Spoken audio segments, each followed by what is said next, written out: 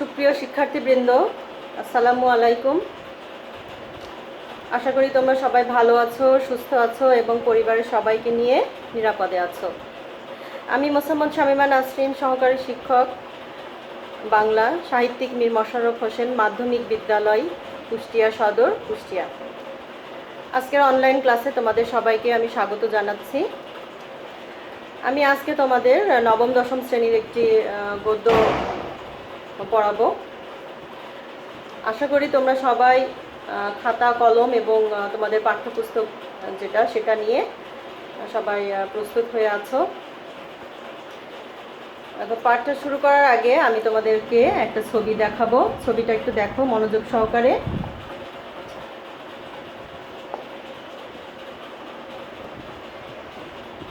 ছবিটা কি দেখতে পাচ্ছ? সবাই বুঝতে পারছো এটা কিসের ছবি?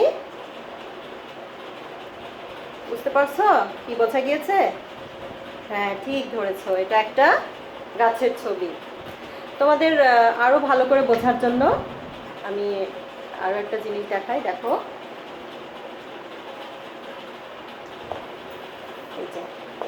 দেখো তো এগুলো কি? এতক্ষণ আমরা একটা গাছ দেখলাম, তাই না? এবার কি কি দেখছি আমরা? সবুজ রঙের অনেকগুলো পাতা, তাই না? পাতা না এগুলো?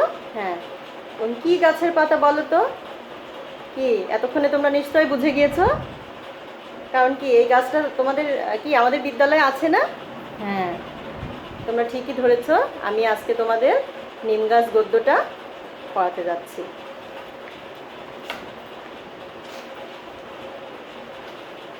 শিক্ষার্থীবৃন্দ, নিম গাছ গদ্যটা শুরু করার আগে এসো আমরা লেখক পরিচিতি সম্পর্কে একটু জেনে নিই। নিম গাছ গদ্যটি মূলত একটা প্রতীকী গল্প। হ্যাঁ, নিম গাছ লিখেছেন বলাইচাঁদ মুখোপাধ্যায়। হ্যাঁ, কিন্তু লেখকের আবার একটা ছদ্মনাম আছে। ছদ্মনামটা কি তোমরা জানো? ছদ্মনামটা হচ্ছে ছদ্মনামটা হচ্ছে বনফুল। কি ছদ্মনামটা হচ্ছে বনফুল। এই বনফুল নামটা হওয়ার পিছনে কিন্তু আবার একটা ঘটনা আছে। লেখক যখন ছাত্র ছিল সেই সময় থেকেই তো তার লেখালেখির প্রতি খুবই আগ্রহ। তো অনেকগুলো ছাত্র জীবনে তিনি অনেকগুলো কবিতা লিখেছিলেন। তো তখন তার বন্ধুরা একদিন সেই কবিতাগুলো একটা পত্রিকাতে ছাপিয়ে দিলেন। তখন সেই পত্রিকাটা স্কুলের প্রধান শিক্ষকের চোখে পড়ল। তখন প্রধান শিক্ষক বলাইচাঁদ মুখোপাধ্যায়কে ডেকে পাঠালেন। ডেকে পাঠিয়ে বললেন, তুমি তো এখন অনেক ছোট, তুমি এগুলোর প্রতি মনোনিবেশ না করে তুমি পড়াশোনার প্রতি মনোনিবেশ করো।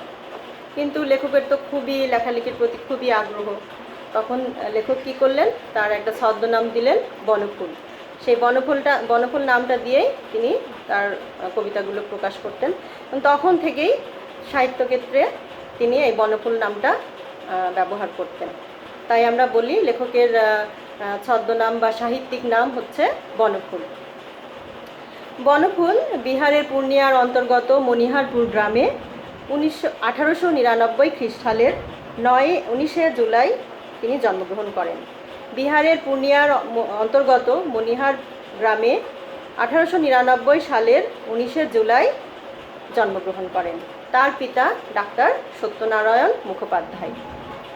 বনফুল পূর্ণিয়ার সাহেবগঞ্জ ইংরেজি উচ্চ বিদ্যালয় থেকে 1918 সালে ম্যাট্রিক, হাজারিবাগের সেন্ট কলম্বাস কলেজ থেকে 1920 সালে আইএসসি এবং 1927 সালে পাটনা মেডিকেল কলেজ থেকে এমবি পাশ করেন। মেডিকেল অফিসার পদে লেখক তার কর্মজীবন শুরু করেন। 1918 সালে শনিবারের চিঠিতে ব্যঙ্গ কবিতা ও প্যারোডি লিখে তার সাহিত্য অঙ্গনে প্রবেশ। তারপর তিনি প্রবাসী পত্রিকায় এক পাতা আধ পাতা গল্পও তিনি লিখতেন। গল্পগুলো আকারে ক্ষুদ্র অথচ বক্তব্যে খুবই তাৎপর্যপূর্ণ। আমরা যে আজকের গল্পটা পড়ব সেটাও কিন্তু অনেক ছোট, কিন্তু গল্পটা অনেক তাৎপর্যমণ্ডিত। তার লেখকের উল্লেখযোগ্য কিছু গল্পগ্রন্থ আছে। সে গল্পগ্রন্থগুলো হলো বনফুলের গল্প, বনফুলের আরও গল্প, বাহুল্য, বিন্দু বিসর্গ, অনুগামিনী, তন্নি, দূরবীন, উর্মিমালা, এগুলো। এবার লেখকের কিছু উপন্যাস আছে, উল্লেখযোগ্য উপন্যাস দেখো। তৃণখণ্ড, কিছুক্ষণ, দ্বৈরথ, নির্মক, সে ও আমি, জঙ্গম, অগ্নি ইত্যাদি। এছাড়াও লেখকের কিছু কবিতা আছে, ব্যঙ্গ কবিতা, চতুর্দশপদী, জীবনী নাটক, শ্রী মধুসূদন, বিদ্যাসাগর প্রভৃতি।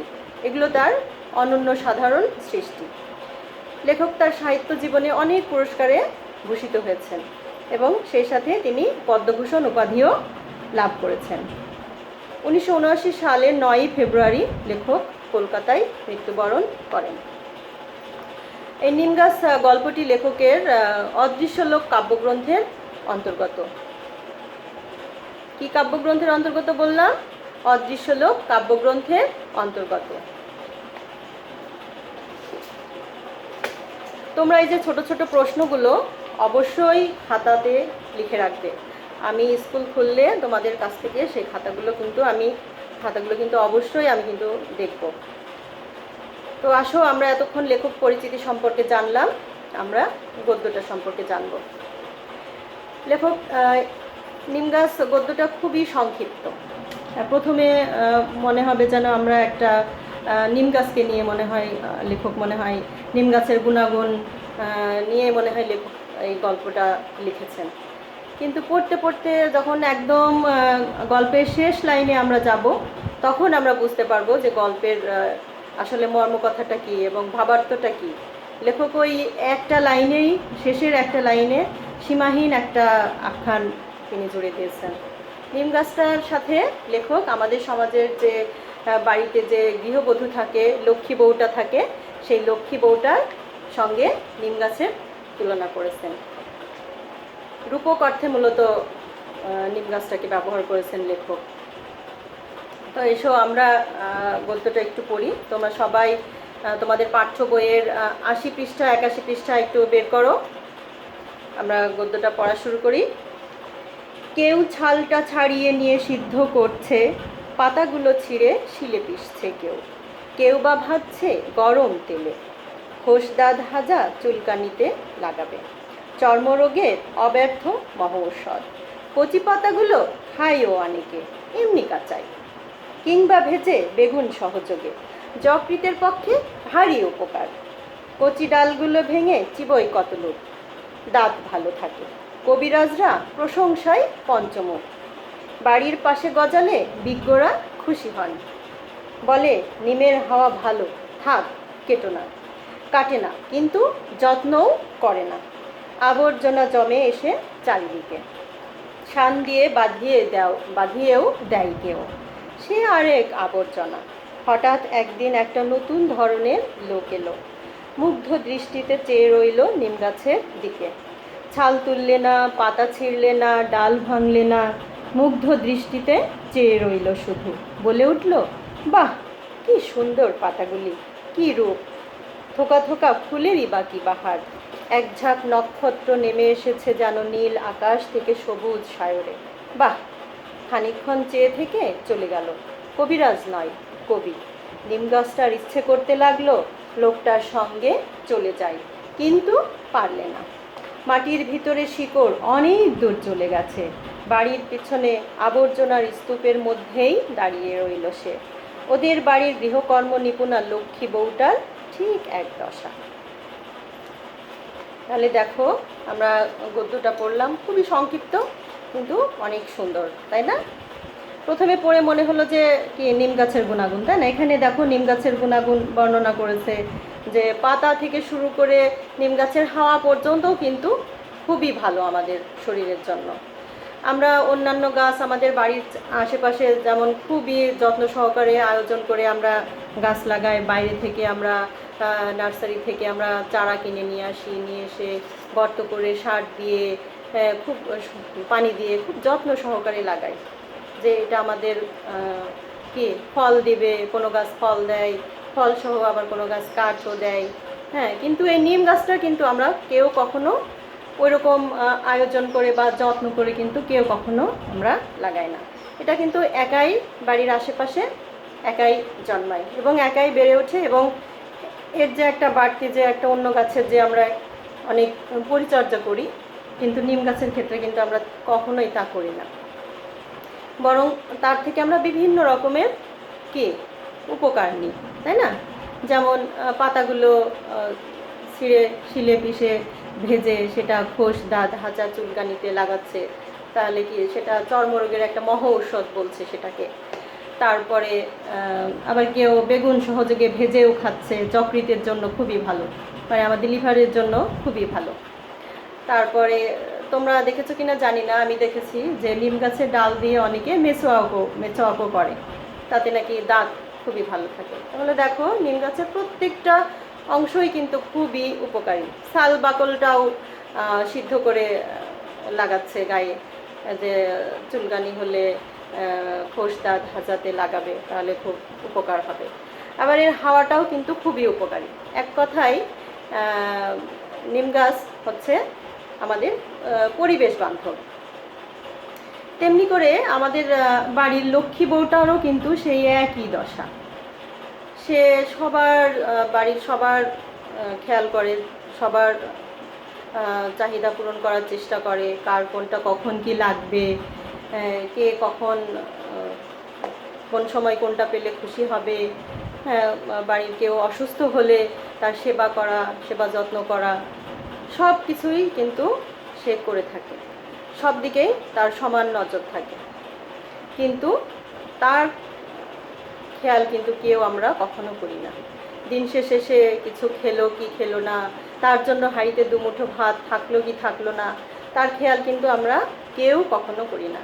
সে ভালো কিছু রান্না করে সবাইকে খাওয়ালে কি আমরা সবাই খুব খুশি হই, প্রশংসা করি যে বাহ খুব সুন্দর হয়েছে। কিন্তু সেই সুন্দর খাবারটা সে তো নিজে হাতে রান্না করেছে, কিন্তু তার জন্য সেই সুন্দর খাবারটা একটু থাকলো কি থাকলো না সেই খোঁজটা কিন্তু আমরা কখনোই করি না। সে রান্না করতে করতে তারও তো একটু খেতে ইচ্ছে করে, তাই না? কিন্তু আমরা সেই খোঁজটা কিন্তু কখনোই রাখি না। সবাই তার থেকে সুবিধাটা পাওয়ার জন্য ব্যস্ত হয়ে থাকি, কিন্তু তারও যে কিছু চাওয়া পাওয়া থাকে, তারও যে কিছু স্বপ্ন আছে, তারও কিছু স্বাদ আছে, তারও কিছু ইচ্ছে করে, সেগুলোর কথা কিন্তু আমরা কেউ কখনো চিন্তা করি না। তাই বলছে দেখো যে বাড়ির পাশে গজালে বিজ্ঞরা খুশি হয়। বিজ্ঞরা কেন খুশি হয়? কারণ কি নিম গাছের কথাই চিন্তা করো, নিম গাছ যদি জন্মায় বিজ্ঞরা খুশি হয়, কারণ কি বিজ্ঞরা জানে যে এই গাছটা থেকে আমরা অনেক উপকার পেতে পারি। তেমনিভাবে গৃহকর্মে নিপুণা লক্ষ্মী বউটারও সেই একই অবস্থা। বাড়ির মুরব্বীরা সবাই তার কাজে তার থেকে যে সুবিধাগুলো পাচ্ছে, এগুলোর জন্য তারা সব খুবই খুশি হয়। হ্যাঁ, তারপরে দেখো কিন্তু তার কেউ যত্ন করে না, তার থেকে আমরা সুবিধাটাই নিচ্ছি, কিন্তু তার অসুখ যে করতে পারে, অসুখ করলে তার যে একটু সেবা পাওয়া দরকার, তাকে একটু সেবা করা দরকার, সে কথা কিন্তু আমরা কখনোই মাথায় আনি না। তারপরে এই নিম গাছটাকে অনেক সময় আবার বাড়তি অনেক বাড়ির কর্তারা কী করে যে শান দিয়ে বাঁধিয়ে দেয়, সে আবার আরেক আবর্জনা। কারণ এই শান দিয়ে বাঁধিয়ে দেওয়ার ফলে চারিদিকে অনেক কাগজপত্র নোংরা পড়ে, সেই নোংরাটাও কিন্তু কেউ পরিষ্কার করে দেয় না, তখন কি সে আর এক আবর্জনার সৃষ্টি হয়। তারপর হঠাৎ একদিন একটা লোক এলো, এসে নিম গাছের সৌন্দর্য দেখে মুগ্ধ দৃষ্টিতে চেয়ে রইল। চেয়ে থেকে সে তার নিম গাছের ছাল ছিঁড়তেও ইচ্ছে করলো না, ছাল তুলতেও ইচ্ছে করলো না, পাতা ছিঁড়তেও ইচ্ছে করলো না, ডাল ভাঙতেও ইচ্ছে করলো না, শুধু তার সৌন্দর্য অবলোকন করতে লাগলো। মুগ্ধ দৃষ্টিতে তিনি চেয়ে রইলেন নিম গাছটার দিকে। বলে উঠল, তা আপনি লেখক তার মুখ থেকে বেরিয়ে উঠল, বাহ কি সুন্দর পাতাগুলি, কি রূপ, থোকা থোকা ফুলেরই বাকি বাহার। নিম গাছের দেখবা ছোট ছোট সাদা সাদা ফুল হয়, সে ফুলগুলো কিন্তু অনেক সুন্দর। হ্যাঁ, এখানে সে ফুলগুলোরও একটা তুলনা করেছে, যেন এক ঝাঁক নক্ষত্র নেমে এসেছে নীল আকাশ থেকে সবুজ সায়রে। এক ঝাঁক নক্ষত্র মানে সেই ফুলগুলোকে এখানে কবি নক্ষত্র হিসেবে তুলনা করেছেন, ফুলগুলোকে নক্ষত্রের সাথে তুলনা করেছেন কবি। সবুজ সায়রে মানে সমুদ্রে বা সাগরে। তারপর লেখক কবি খানিকক্ষণ চেয়ে থেকে মুগ্ধ দৃষ্টিতে চেয়ে থেকে চলে গেল। হ্যাঁ, কবিরাজ নয়, কবিরাজ গেল না, কারণ কবিরাজের তো নিম গাছের থেকে সুবিধা পেতে হবে।